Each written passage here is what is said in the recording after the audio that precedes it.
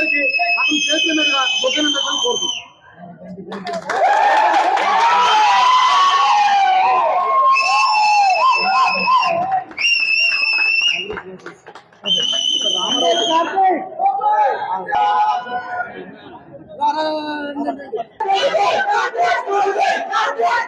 ఒకసారి సైలెంట్ గా ఉంటే ఫిషర్ మ్యాన్స్ అందరూ మాట్లాడతారు. ఒక్క నిమిషం.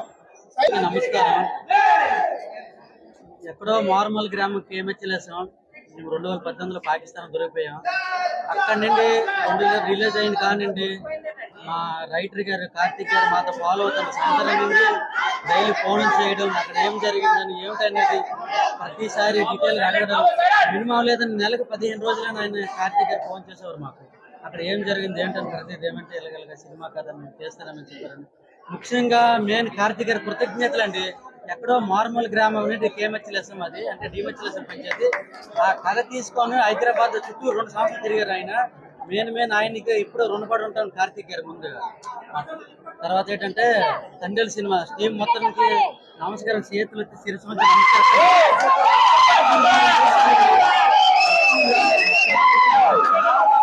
నమస్కారం అండి. ఎందుకంటే చంద్రముండేటికి కృతజ్ఞతలు అండి, జీవితంలో మరవలేనండి.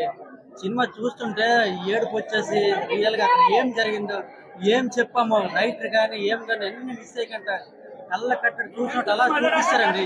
మేము ఏం చెప్పామో ఒక్క ప్లేస్ కూడా వదలలేదండి కార్తీక్ గారు. ఈయన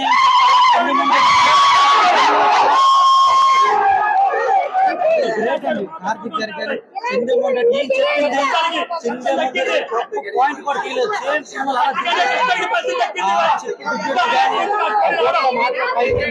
కానీ చెప్పిన జీవితంలో మరవలేదు. ఆ టీం మొత్తం కృతజ్ఞతలండి. దాన్ని చూసిన తర్వాత చాలా ఎమోషనల్ అనిపించింది. అసలు మేము ఎంత కష్టపడ్డాము, ఏం చేసాము, అంత సాయి పల్లవి గారు అయితే అస్సలు దిగిపోయారు అందులోకి. చాలా బాగుంది, చాలా చాలా. ముఖ్యంగా మెయిన్ థ్యాంక్స్ చెప్పాల్సింది కార్తీక్ అన్నయ్య గారికి.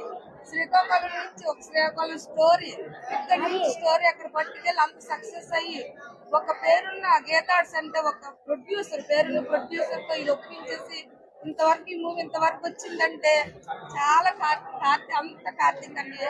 కార్తీక్ అన్నయ్య రుణపడి ఉంటాం మేము.